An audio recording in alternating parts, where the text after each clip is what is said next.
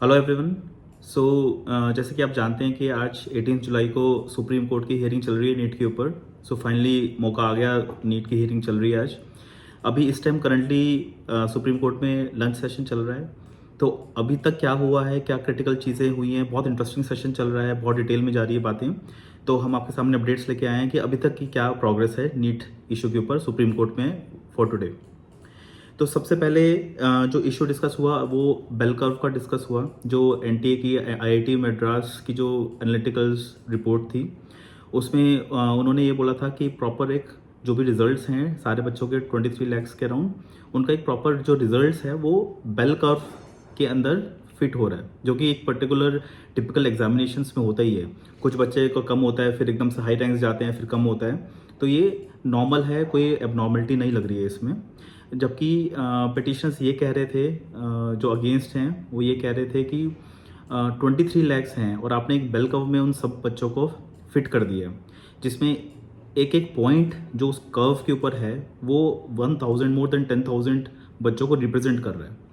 तो जो back door से जो बच्चे एंटर हुए हैं नीट के एग्ज़ाम में, जहाँ पर हमें घपला होने की जहाँ पे दिख रही है चीज़ें, वो माल प्रैक्टिसेस या ये जो 10,000 20,000 बच्चे हैं जो पीछे से एंटर हुए हैं, ये उस कर्व पर नज़र नहीं आएंगे जब आप 23 lakhs का बेल कर्व बनाते हैं एंड जिसमें एक पॉइंट हज़ारों में बच्चों को दिखा रहा है। तो वो चीज़ पकड़ी नहीं जाएगी। तो इसलिए उन्होंने आईआईटी मद्रास की रिपोर्ट को मानने से इनकार किया है कि कोई माल प्रैक्टिसेस नहीं हुई है। सो सबसे पहले ये डिस्कस हुआ। उसके बाद ये इशू निकाला उन्होंने कि आईआईटी मद्रास के जो डायरेक्टर हैं वो एक गवर्निंग बॉडी है एनटीए में।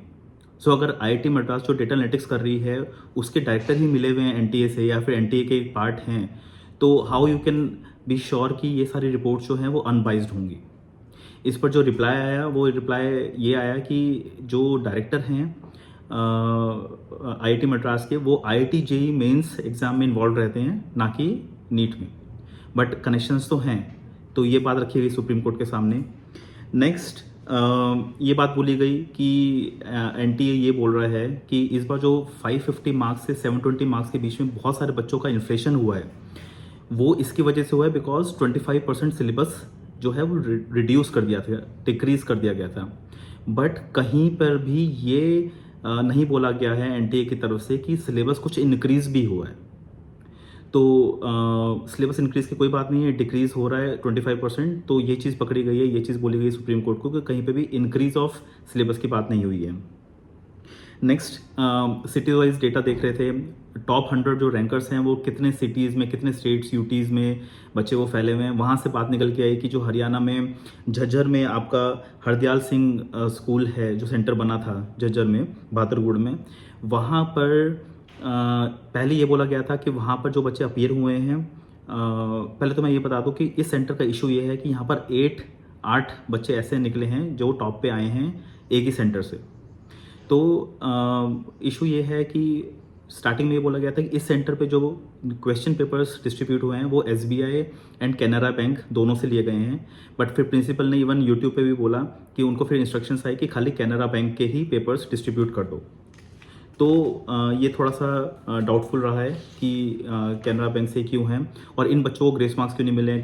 ग्रेस मार्क्स के ऊपर बात आई कि जो 1563 बच्चे हैं वो पिक एंड चूज़ फैशन में लिए गए हैं, कोई क्लैरिटी नहीं है कि किस को ग्रेस मार्क्स दिए हैं, किसको नहीं दिए हैं, एंड जो ये झज्जर वाले सेंटर के हैं इनको क्यों नहीं मिले हैं। तो ये बात निकल के आई। फिर जो सीजीआई हैं चंद्रचूड़ जी सुप्रीम कोर्ट में, उन्होंने थोड़ा एनालिटिक्स में अपना इंटरेस्ट दिखाया। उन्होंने पूछा कि जो नीट के फॉर्म्स थे वो कब ओपन हुए थे, उनकी करेक्शन विंडोज़ कब ओपन हुई थी। तो अगर हमें याद हो मार्च में भी ओपन हुई थी, अप्रैल में भी ओपन हुई थी। तो एक बहुत बड़ा इशू निकल के आया वो ये है कि जो अप्रैल में रजिस्ट्रेशंस ओपन हुई थी, फ्रेश रजिस्ट्रेशन जो अप्रैल में फिर से विंडो ओपन हुई थी, किसी को नीट पेपर में अपीयर होना है तो वो अपना रजिस्टर कर सकते हैं। उसके पीछे जो ड्राइविंग फोर्स थी वो ये थी कि राजस्थान हाई कोर्ट का एक ऑर्डर था, किसी एक पर्टिकुलर बच्चे का इशू था, एक जेन्युइन केस था जिसकी वजह से उस बच्चे को अलाउ किया जाए नीट के पेपर में बैठने के लिए एंड उसको फॉर्म फिलिंग की विंडो दी जाए। वो जो एक बच्चे के लिए विंडो ओपन हुई थी, उसी विंडो में 2 दिन की विंडो में, उसी विंडो में 15,000 के फ्रेश कैंडिडेट्स ने रजिस्टर किया है। तो ये बात बहुत निकल के आई है एंड इसके ऊपर सुप्रीम कोर्ट जो CGI हैं वो पूछ रहे थे।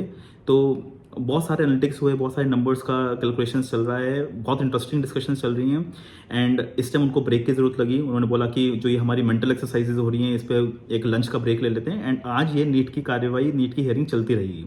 उन्होंने कुछ केसेस को कल पे या फर्दर वीक में डिले की हैं, तो होपफुली आज कुछ निकल के आए। मेरी पर्सनल फीलिंग ये है कि अभी चीफ जस्टिस ऑफ इंडिया जो फैक्ट्स पूछ रहे थे वो काफ़ी प्रिलिमिनरी हैं। करेक्शन विंडो, एप्लीकेशन सेंटर्स कैसे चेंज करते हैं बच्चे, सिटीज़ होते हैं, काफ़ी बेसिक क्वेश्चंस थे। तो पर्सनली मुझे ऐसा लग रहा है कि अगर हमारी थिंकिंग यहीं पर है अभी, तो हम बहुत दूर हैं एक डिसीजन आने में। तो मुझे थोड़े कम चांसेस लग रहे हैं कि आज भी हमें सुप्रीम कोर्ट से एक फाइनल डिसीजन आएगा नहीं आएगा। आ जाए तो बहुत अच्छा है, हम सबके लिए ईजी होगा। देखते हैं लंच के बाद क्या रहता है एंड हम आपके पास फर्दर आएंगे रिपोर्ट के साथ कि फाइनली लंच के बाद सुप्रीम कोर्ट में क्या डिस्कस हुआ नीट के ऊपर। Thank you.